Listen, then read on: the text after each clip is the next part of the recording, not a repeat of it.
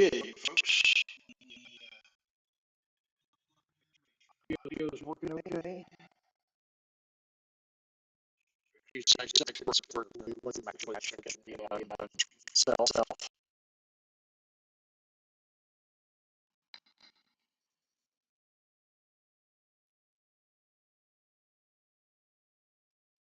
Oh, probably got a little bit of feedback there. Let me mute this audio real quick and then test again.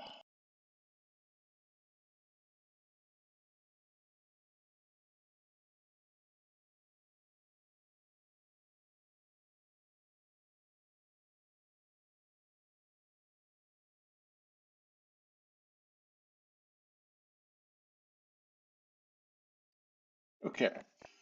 So I think what's going on here is I've got a little bit of chop in my, of course I did have another issue too, but I've got some chop in my headphones. I think it's actually an output audio issue, so I'm going to ignore it. Let me pop up the video over here and I'll try to watch chat if somebody happens to log in and see that the audio is terrible. I'll try to keep it on chat and just let me know. So, I forget exactly where we left off last time, but basically the big push for me over the last couple weeks, which I haven't done a whole lot because I've been busy with other stuff, but we were at a point where we had most of the environment deployed, but we needed to deploy things into the ECAS cluster. And because the ECAS cluster is a private cluster, it has to be accessed from inside AWS. So what ended up happening was that created a situation where we needed a rudder that exists inside of GitLab that can reach out and talk to ECAS cluster from inside. And all that's pretty basic stuff, getting the runner registered and all that jazz. But where I really kind of started running into issues was getting the AWS CLI to work and the EKS control and Kube control, basically all the things that would reach out to the cluster itself and apply these Helm charts. And then, of course, I haven't really even gotten into Helm yet, which is something I haven't really played with. So there's going to be a lot of kind of learning there. Um, but the so I really kind of ran into a series of issues, and it's really typical for me. And this is I'm talking about this because this is a mistake that I make a lot, and I try to catch myself and stop it, but I just can't really help it. I will um, overcomplicate a situation by adding too much to it. Like, I've talked before. In fact, I just realized I've been doing it already. I talked before about keeping your merges really clean and small so that you have just that one thing that you're working on and that's it. You merge it and then you move on to the next thing. So whoever comes along later and looks through your merge isn't overwhelmed with a bunch of crap that had nothing to do with the little simple task that you were actually working on. When it comes to merging code in GitLab, that is.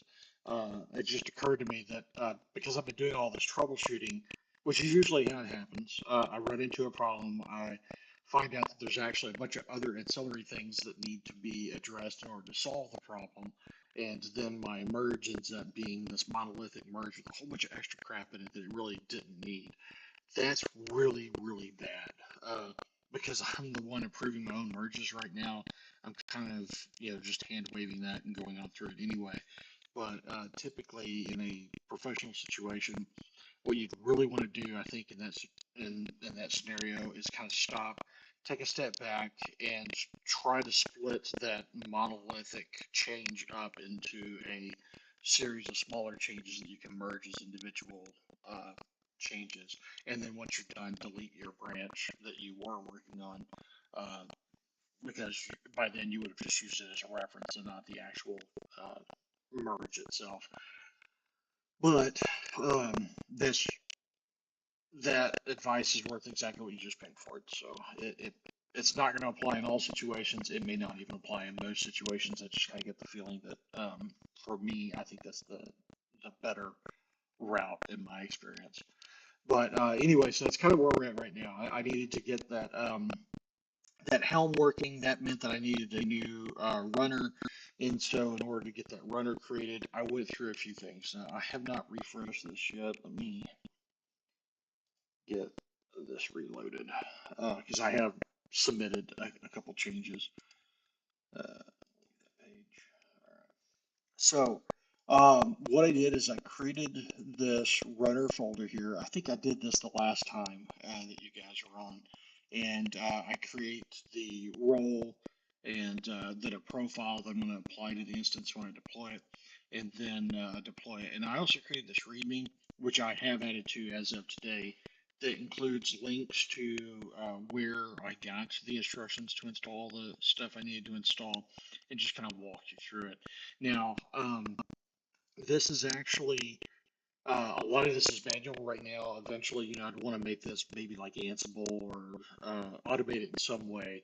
But for right now, the goal is to get the runner there. No matter what you do, there's probably going to be some level of manual work required to get this runner connected to GitLab. But by deploying it, as code, I can ensure that the runner itself gets created every time and created in the same way as everything else. The other thing that's going to matter is in Amazon, the way the IAM permissions work. So, usually when you log into something or go to make a change on something, you have a user. So like, you're gonna SSH into a box at some user at some box IP or domain name or whatever, and you connect to it.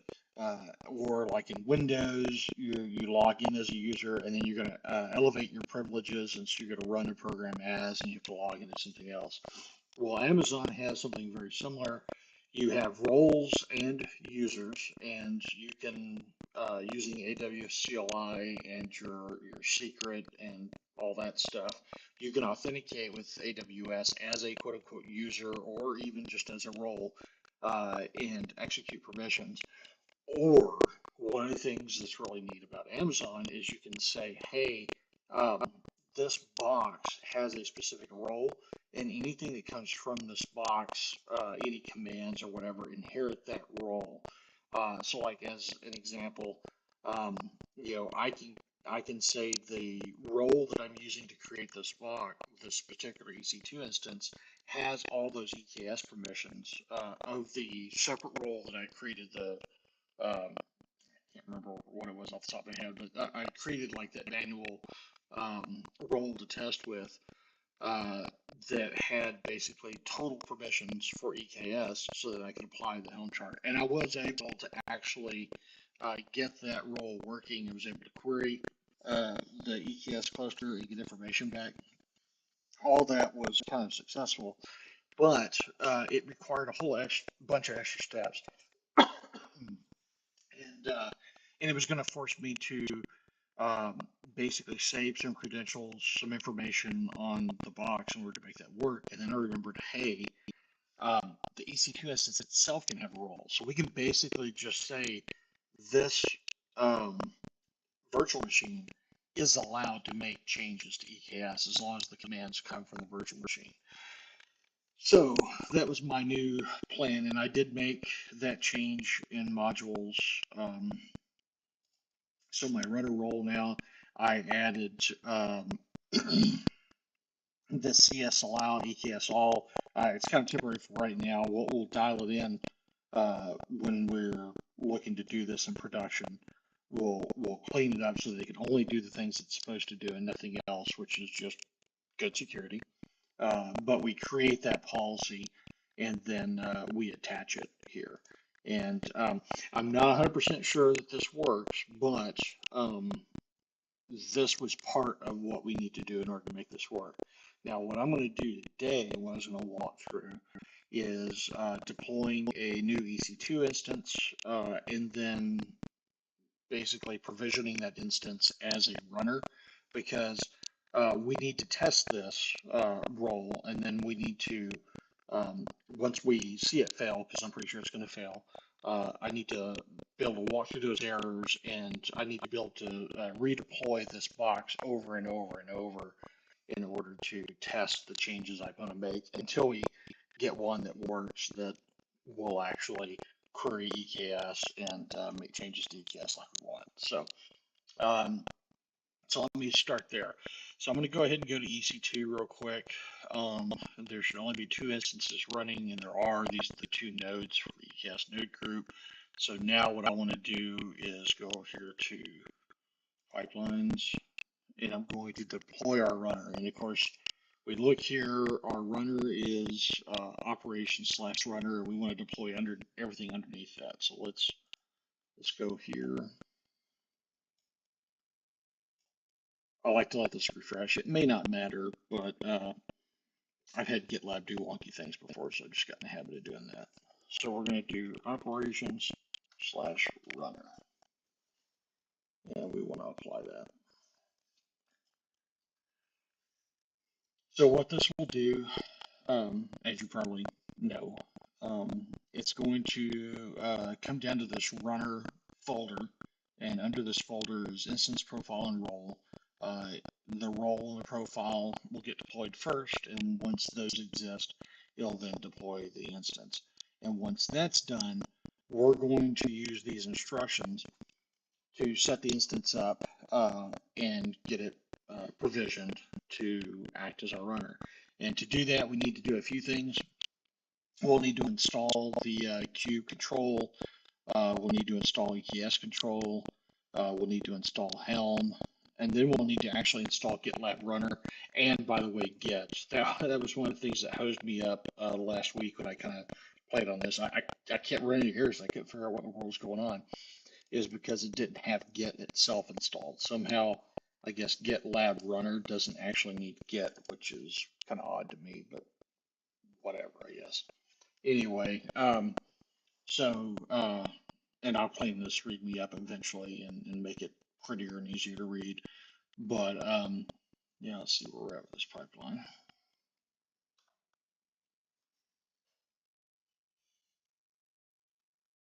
Hopefully we've got time to get through all this before we get going.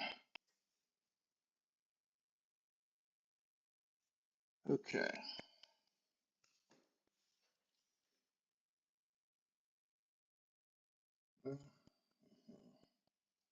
There we go. Okay, it's going to plan and then apply. That should come pretty quick. Okay, what else can I talk about? I should have started this when I started talking, actually. I'm kind of stupid. If I'd have kicked this off, it would be done by now. And I could have done that while I was talking. Oh well. The main thing is that when it runs the supply, it'll actually create the instance for us, and it'll create it in a clean state, and the instance profile that uses the IAM profile that is attached to that instance is notionally set up to allow it to, and actually now that I think about it, I think I know why that didn't work. Man, these things have to be terrible for you guys. Every time I'm sitting here walking through something that I've been having trouble with, like while I'm describing it, I realize what I probably did wrong and that's making it not work.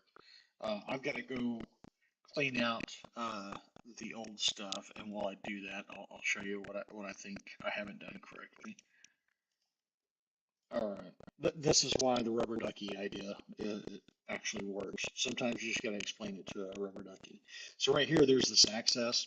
Right now, I have a couple things here that are set up to have access. I have the CalSoc EKS cluster role and the CS EKS rudder role. One of these, the runner role for sure is one that I added. I think I actually added this one too, but I'm just going to leave it right now. It doesn't matter. But could I go ahead and leave that?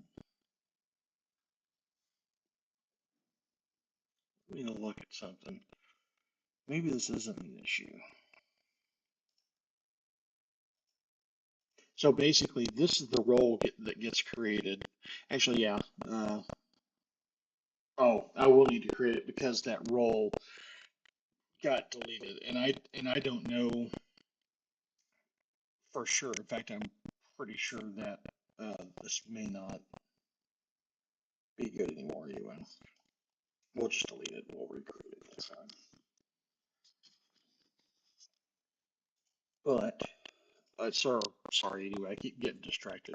Um, Basically, this IAM access entry here. This is set up so that the um, the cluster knows what IAM roles or accounts or users or whatever are allowed to access it and do things. So you actually have to specifically implement something here in order to have those permissions. So what I was just kind of waiting on, let me refresh this guy and see if he's going. Um, so when I ran the destroy earlier, it actually destroyed everything under the runner. So it destroyed the instance, the profile, and the role. And that role was the role I just deleted here. So it's recreating it now. I think I'll have to, yeah, there's the runners. The role should exist. Let me go ahead and create that access entry. So yeah, here's what I'm going to do.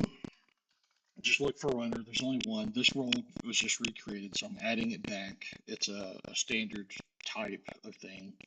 And then I need to add a policy. I'm going to add the KS admin policy, and this is important. Make sure you add policy. I miss this a lot of times, and you obviously can keep hitting next, but if there's nothing down here, you've added the access, but it has no accesses. There's no policies applied to it. And these policies are what give it permissions, basically. So I've told it uh, when I add this access, it has access and is allowed to do these things, and it is allowed to do these things. That's basically how that works. So yeah, let me add that, create. And then that again is also something that we will be able to add as part of uh, the code deployment. So the runner will be like one of the first things to get created when we redeploy the environment, and then the cluster will actually get created after the runner, and that will be something that we have to code later. But I'll do that then. So anyway, back to this. So this guy probably is loaded by now. He's getting close, but let's see if we can connect. All right, so we can connect. So I'm going to load him up. All right, I'm at a prompt. Okay, now back to my README. This README here is the instructions I need to do. I'm just going to copy all this and throw it into a notepad.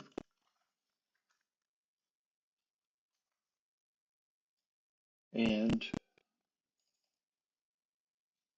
I've just got it up on another page or another screen so I can copy paste it quickly. All right, so the first thing that I've got in the notes, and you can always log into CalSOC and go read this README. It's under the, if you're going to go to it, it would be, you would have to select the use internal branch because that's what I'm working on right now. Go to development, go to operations, runner, instance, and then there's a README in here, and this is what I'm actually doing right now. So first thing I need to do is cd to temp because I'm going to download some stuff. Oops. And our home directory does not have enough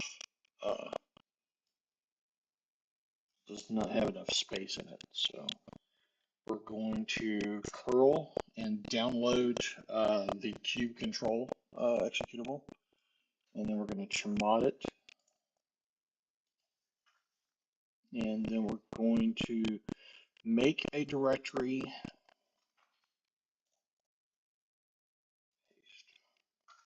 We're going to make a directory called bin in our home directory.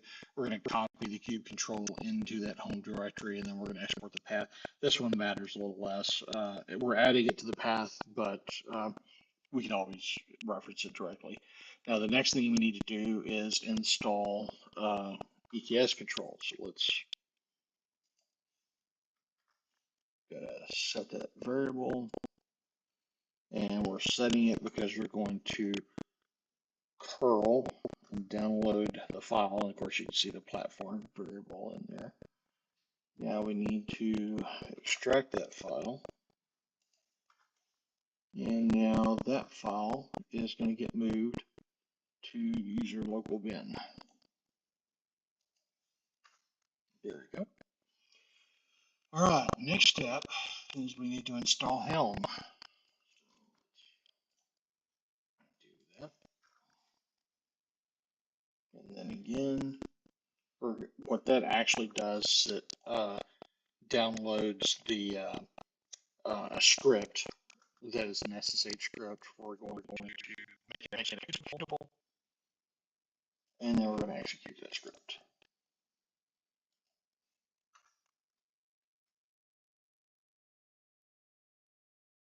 Okay. So actually, interesting here is it's telling us that it can't find get and it's required. So actually, I'm going to rerun this, but I'm going to do a sudo dnf yes install get.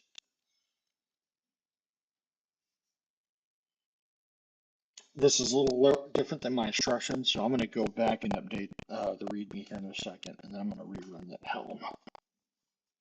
All right, well, I guess that's fine then. Okay, and then the next thing we got to do is install the actual GitLab runner. So this is the runner software that will be running on the local system. And you'll see I'm about to reinstall Git because I was installing Git as part of this process, which actually I think what I'll do is I'll just flip it around and run this first. But I installed Git and now it's installing the GitLab runner software. So actually while I'm doing that, let me pop over here and we will fix that. So what I want to do is set up and register the runner before I do the other stuff. So let's copy that.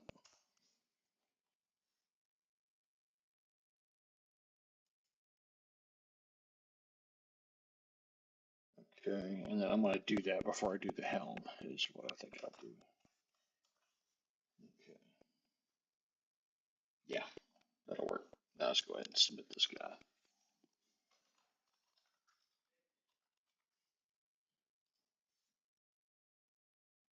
Okay. Alright, this is still installing GitLab runner. This should go pretty quick. It won't be much longer. It actually, while it's doing this, we'll go ahead and move on to the next step. So once this is done installing, we need to register it with the server. Now, the way GitLab works is you have a runner and then you have your GitLab server. In our case, it's gitlab.com, but a lot of organizations will run their own internal servers. And in that case, you'd point at that. What we're going to do is we're going to point at .com. And the way you register those servers is you come down here in your repository, you go down to settings, CI/CD, and then in here you have this runners, you expand that, and we're going to create a new project runner. And then we're going to give it some tags. Now what tags are is, if you'll remember, I think I talked about it before, but tags are a way of ensuring that certain runners can pick up certain jobs and that certain jobs don't run on just any runner. So by tagging this job, which will tag all Helm jobs with the CS internal tag, that means any runner that doesn't have the CS internal tag will not execute this job. And that kind of ensures that your jobs only run in the environments that you intend them to, basically. It's kind of a way of making sure that in our case, there are GitLab provided runners that can interface with AWS and execute all the AWS changes that we're doing through like TerraGrunt and Terraform. And that's all external to the environment, which is fine. But now, we have something that needs to run inside the environment, and so it can talk to the EKS cluster. And so we want to make sure that those external runners don't pick this job up. So we create a tag called CS internal, and you can actually create a whole bunch of tags too, which you'll do in more complex jobs. Like you might have runners that are Linux based or Windows based, or even runners that exist in production or development, just stuff like that. And so in those cases, you're going to also tag those runners based on the environment that they're in, any other selective criteria. And then anytime you create a job, you can say, hey, it's got to have this tag and that tag, and just list out the number of tags that it has to have, and it'll find a runner that matches all that criteria and then execute the job there. So, 600 seconds. So basically, I filled in the information here. I'm going to hit create runner, and this doesn't actually create the runner. What it does is it creates like the entry for the runner, and then it says, okay, select your stuff, which all this I'm just going to leave as default, and then step one um, is to register the runner. And what's really important here is this token. This token will change every time you go to register a new runner. It's specific to the entry I created in GitLab. This is what will associate the system that we have access to with the actual runner entry in GitLab. And I'll talk a little bit more about how that works here in a second. So let's go ahead and copy this guy. The installation's done, so we're going to paste this over here and do the registration. And it's going to ask, like, where do you want to run this? It's GitLab.com. That's correct. That's what we want. What do you want to name it? We don't want to name it this. I'm going to change the name so that it's the name that we're calling it internally, CS Runner 1. And then what type of executor? I'm going to pick shell. And what this is this basically is like, is it a Docker machine? Is it autoscaled Docker? Is it an instance? Is this an SSH runner? Just all these different types of runners. And what that means is it's the type of, I guess, what would you call it? The type of jobs that this can accept. For instance, like I might have a job that spins up a Docker container, and in which case, maybe I have a Docker runner, and that means it only accepts jobs that run a container and run inside of a container. Yeah, so anyway, that is that. Let me go back over here to registering. So step one, I've done that. I've registered it. I've used the token. Step two is choosing the executor, which I just did. And step three, which this says it's optional, but I need to set it up. So I'm going to go ahead and do this GitLab run. Now, this should be set up so that it'll automatically run on startup, but we're just going to do this manually for it and make sure it picks things up. Okay, and then view runners. And what we should see is our new runner exists, CalSock internal runner, and it is green. So we can test that if we go over here to pipelines. And let's just run a new pipeline.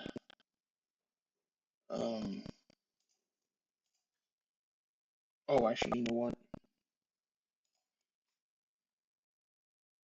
This pipeline failed because the runner job failed, or the Helm job. I mean, let's run it again.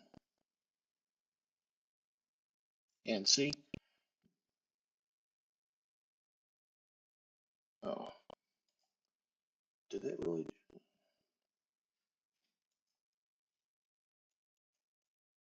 Well, maybe I do have to rerun it. Okay.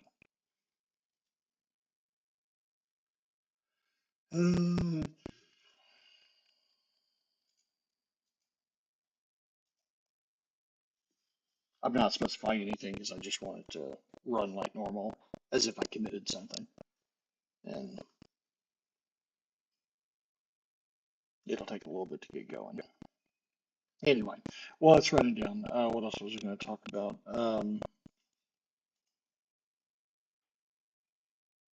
Oh yeah, how these runners work.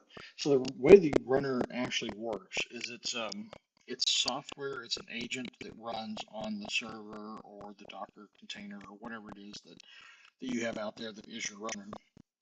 And what this uh, client does is it basically phones home. So it's talking back to GitLab.com, and it's basically telling GitLab.com, hey, I'm here. Here's my registration token. Do you have any jobs for me? And up until now, the answer's been no. I don't have any jobs for you because there was nothing running. Now we're going to sit here and watch this. What will happen is when that pipeline gets to the point where it's going to execute that Helm job, you'll see something down here that says, hey, I see a job. I'm going to pick the job up and then I'm going to run it. And that's why this is able to work, because it is inside our AWS environment behind our boundary. It's a private instance that's not remotely addressable. So like you can't talk to a public IP address and have that port forwarded to this box. This EC2 instance is actually talking out to the internet. It's reaching out to GitLab.com and saying, hey, here I am. This is my information. Do you have anything for me? And once that job comes up, you'll see it update down here. GitLab.com will reply, oh, yes, I do have a job for you. Here's the information. And it'll hand back the information on executing the job, which is download this repository and then execute this file. And that's when it walks through, this Helm file right here. So it'll tell it, hey, first of all, execute these commands, check out this repository, then execute these commands, and then walk through here and execute these commands. And that is how that will run. Okay, well, maybe we won't see it because something errored. What errored? Hmm. All right.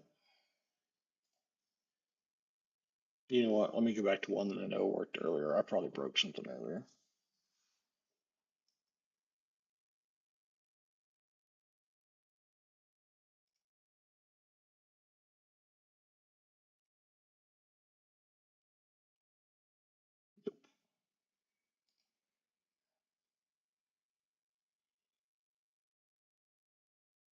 In case you're curious, this is why I try not to do things live. All right, what did I miss? All right, I'm just going to make a quick basic change so I can get this thing to run.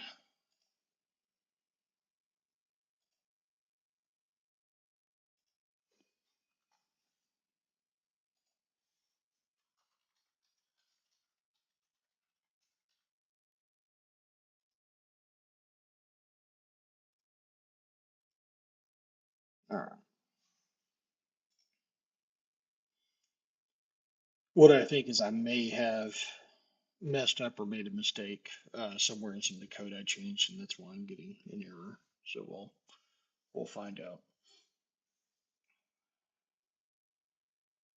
But in any case, so that's the idea. That's what should happen. It should get down to the point where it executes that applications, which of course, is this component ci.yaml, which loads the Helm chart and then executes Helm. Actually, you know what? I added this. That might be what broke it. I bet, yes, I bet you money that's what I did wrong. All right, let me look here.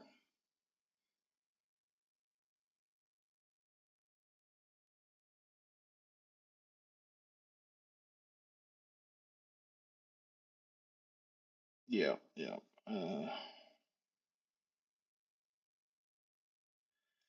I probably have to add that in there.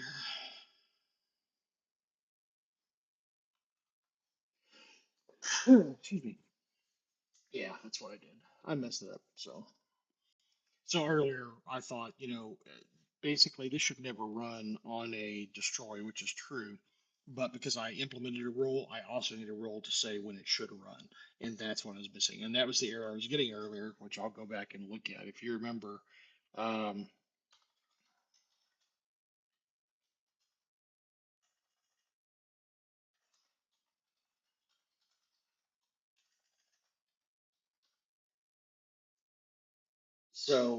the error I was getting over here, uh, which this time I'll get what I want, is that this doesn't run because the rule, it's basically empty, right?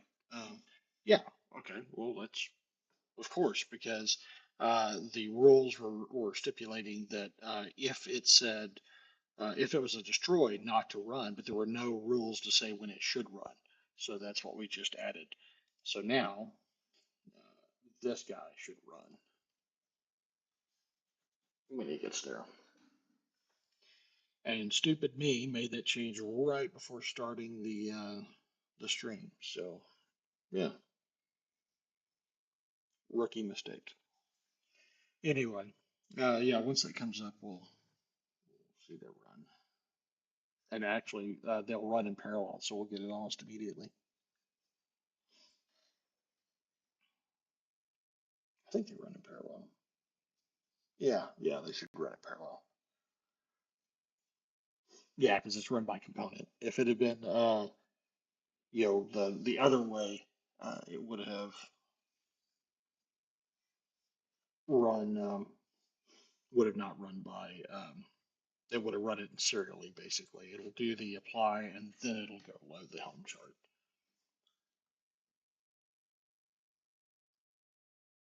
Come on, come on, come on. Stupid SAST crap.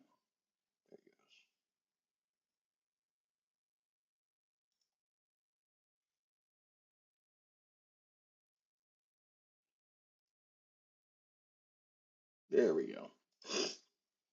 All right. Yeah, now under applications, you see Helm Validate is running. That's the new job. And you can see it's doing exactly what it's supposed to. It is logging into the box. If we look over here, we can see a message that says, hey, so it checked. It says, hey, I do have a job. I'm updating the job. I'm picking it up, blah, blah, blah. And it says down here that failed, why, and what the repo was, all that stuff. So, yeah. So let's go back and look at that job and see what it says. Okay, so the job did fail.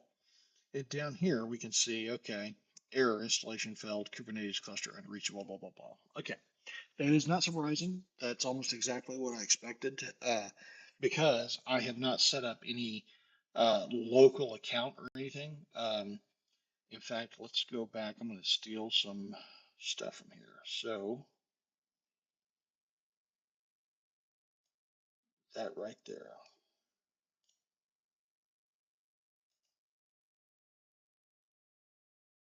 Actually, I'm going to run this guy first. No, no, yeah, this is what I want right here. Okay. So let's run that guy and see what we get.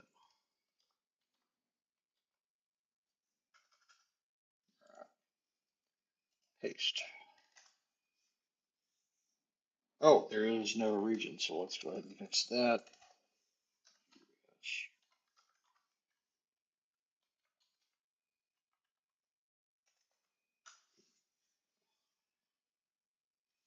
Okay, so no errors there.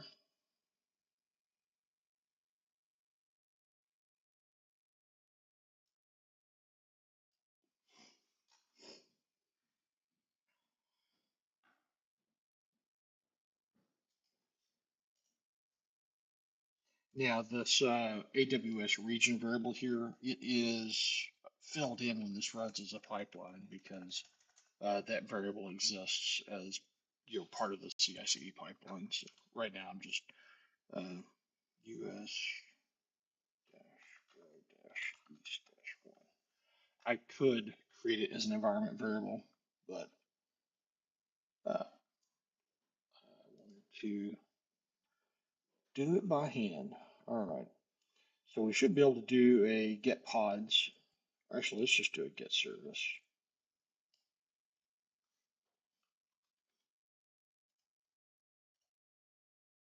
and see if this replies. All right, look at that. That worked. So the question is, what is failing here? The cluster's unreachable. So there's something here that is not updating correctly. So this is, okay, change all that.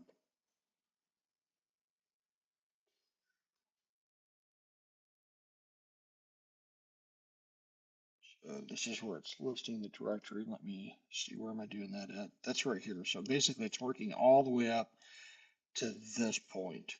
And I think that's where it's failing. So let's do this.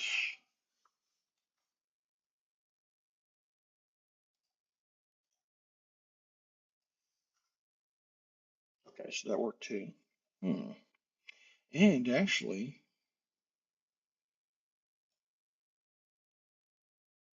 oh, you know what? It might be failing. I bet. Okay, you know what? I bet you money it's failing because it's got some stuff here running that these test charts here, these are from, well, actually, it says right here, these are all from 11 days ago. It's because that's when I was testing the deployments and whatnot. So, yeah, we might be okay. It might be erroring out because it's trying to do this, and that doesn't make sense.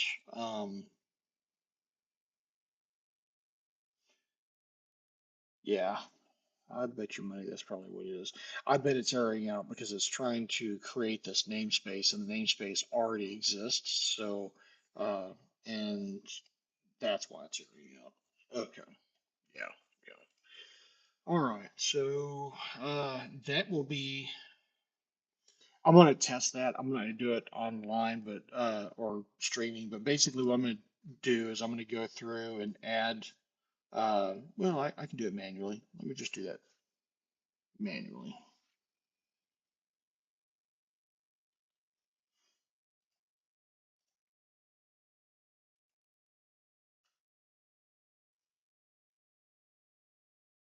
Okay.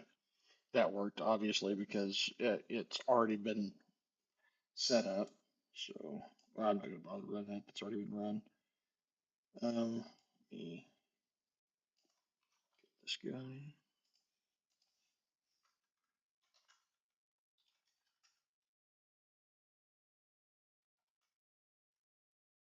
Okay, we're in temp, which is fine. So let's paste that. Okay. And then we're gonna CD into it and then do the checkout.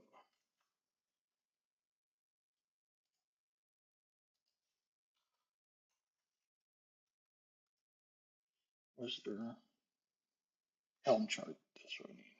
Okay. And then we're gonna do our checkout. Paste. Okay, and that's what we wanted. And now let's see what error we get.